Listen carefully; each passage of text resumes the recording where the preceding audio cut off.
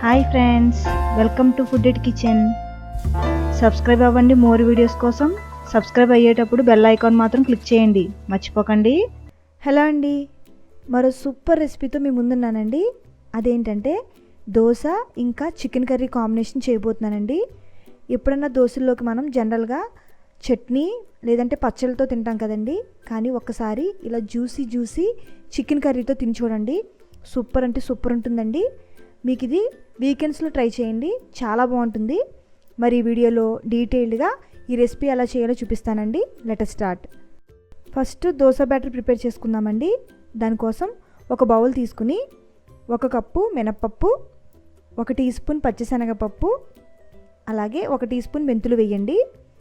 వీటిని 1-2 సార్లు శుభ్రంగా కడిగేసి తగినంత వాటర్ యాడ్ చేయండి. 6 నుంచి 8 గంటల పాటు నానబెట్టాలండి. అలాగే మరొక బౌల్ తీసుకుని అందులో 2 కప్పుల మామూలు రేషన్ బియ్యం తీసుకున్నానండి. ఇక్కడ నేను రేషన్ బియ్యం అవైలబిలిటీ లేకపోతే కనుక నార్మల్గా మనకి ఇంట్లో ఉండే బియ్యాన్ని వాడొచ్చండి. ఇప్పుడు వీటిని కూడా శుభ్రంగా కడిగేసి తగినంత వాటర్ పోసి సేమ్ 6 నుంచి 8 గంటల పాటు నానబెట్టాలండి. తర్వాత 1/4 కప్పు అటుకులను కూడా ఇలా డస్ట్ లేకుండా శుభ్రంగా కడిగేసి వాటర్ పోసి నానబెట్టండి. ఈ అటుకుల్ని ఈ పప్పు బియ్యంతో పాటు నానబెట్టొచ్చండి, లేదంటే గ్రైండ్ చేసుకోవడానికి 15 మినిట్స్ ముందన్నా నానబెట్టొచ్చు. ఓకే, మినపప్పు బియ్యం బాగా నానిపోయాయి కదండి. ఇప్పుడు వీటిని గ్రైండ్ చేసుకుందాం. గ్రైండర్ ఆన్ చేసి ఫస్ట్ కొంత వాటర్ పోసి రన్ చేయండి. ఆ తర్వాత వరుసగా అన్నీ వేసేయండి, ఒకదాని తర్వాత ఒకటి. మినపప్పు, తర్వాత బియ్యం, అటుకులు వేసేయాలండి. ఆ తర్వాత తగినంత వాటర్ని కూడా యాడ్ చేసి బాగా పిండి సాఫ్ట్గా మెత్తగా అయ్యేలాగా గ్రైండ్ అవ్వాలి. ఇలా మధ్య మధ్యలో హ్యాండిల్తో పిండిని ఈక్వల్గా నలిగే విధంగా తోస్తూ ఉండాలండి. ఓకే, పిండి చక్కగా గ్రైండ్ అయిపోయింది కదండి. ఇప్పుడు ఈ పిండిని జాగ్రత్తగా గ్రైండర్ నుండి తీసేయాలి ఒక బౌల్లోకి. తర్వాత ఈ పిండి మీద మూత ఉంచి 8 నుంచి 12 గంటల పాటు ఫర్మెంట్ చేయాలండి. టెంపరేచర్ వేడిగా ఉన్న చోట ఈ పిండిని ఉంచండి. శీతాకాలం కాబట్టి నైట్ అంతా ఉంచేయాలండి, అప్పుడే పిండి బాగా పులుస్తుంది. ఇప్పుడు నెక్స్ట్ దోశల్లోకి చికెన్ కర్రీ ఎలా ప్రిపేర్ చేయాలో చూద్దామండి. ఈ చికెన్ కర్రీ ప్రిపేర్ చేసే ముందు కొన్ని మసాలాలు ప్రిపేర్ చేసుకోవాలి.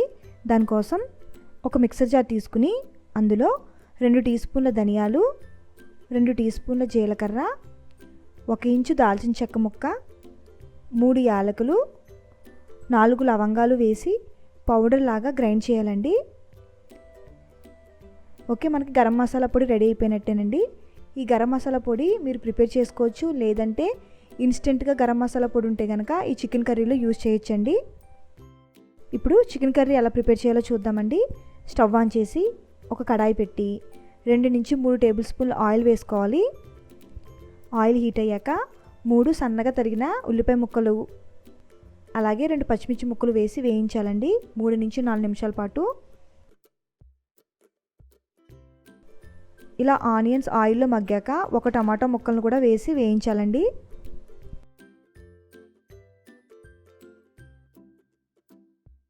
ఇప్పుడు 1/2 టీ స్పూన్ పసుపు వేసి ఒకసారి మిక్స్ చేసుకోవాలండి. ఇలా టమాటాని గరిటతో మ్యాష్ చేస్తే మెత్తగా అయిపోతుందండి. ఇప్పుడు కాసేపు మూత పెట్టేయండి, టమాటా బాగా మగ్గుతుంది.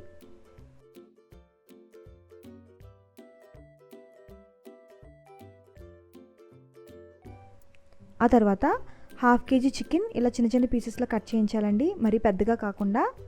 దోశ కాంబినేషన్లో కాబట్టి ఇలా ఉంటే చాలా బాగుంటుంది కర్రీ. ఇప్పుడు ఒకసారి బాగా కలపాలండి. ఆ తర్వాత 1.5 టీ స్పూన్ అల్లం వెల్లుల్లి పేస్ట్ యాడ్ చేయండి.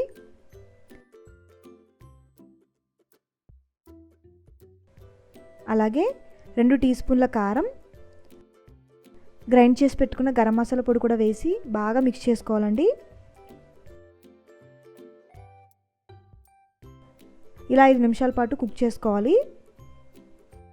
ఇప్పుడు చికెన్ మునిగేంత వరకు వాటర్ని యాడ్ చేసి మూత పెట్టేసి ఒక 2 నుంచి 3 నిమిషాల పాటు ఉడకనివ్వండి.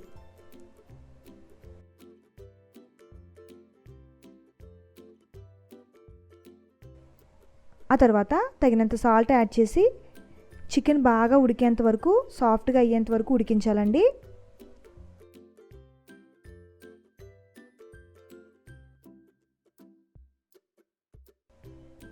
చూసారా, ఇలా చికెన్ సాఫ్ట్గా పట్టుకుంటే మనకి ముక్క విరుగుతుంది కదా. అంతేకాకుండా గ్రేవీ కూడా కొంచెం దగ్గరికి అయ్యాక కొత్తిమీర జల్లి స్టవ్ ఆఫ్ చేసేయండి. అంతేనండి, చికెన్ కర్రీ రెడీ అయిపోయినట్టే. ఇప్పుడు ఇంకా దోశ వేసుకుందామండి. దోశ పిండి బాగా పులిసింది కదా. ఇప్పుడు ఇందులో కొంత పిండిని వేరే బౌల్లోకి తీసుకోవాలి. ఆ తర్వాత తగినంత వాటర్ని యాడ్ చేయండి.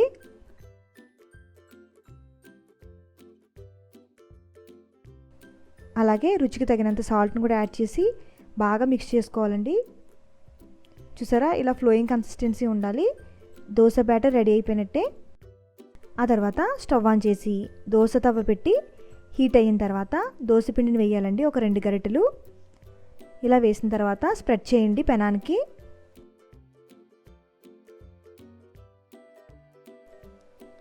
ఇలా దోశ కాలుతుండగా 2 టీ స్పూన్ల ఆయిల్ చుట్టూ వేయండి.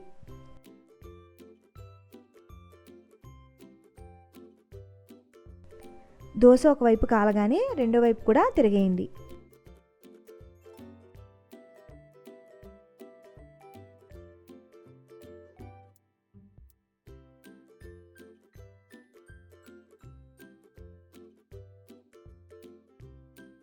అంతేనండి, దోశ రెడీ అయిపోయింది. ఇలా వేడి దోశల్లోకి ఈ చికెన్ కర్రీ కాంబినేషన్తో తింటే చాలా బాగుంటుందండి. అదిరిపోతుంది టేస్ట్. డెఫినెట్గా ఈ కాంబినేషన్ మీకు నచ్చుతుంది.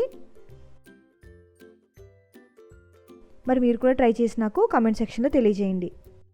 ఈ దోశ చికెన్ రెసిపీ మీకు నచ్చితే కనుక లైక్ చేయండి, అలాగే షేర్ చేయండి.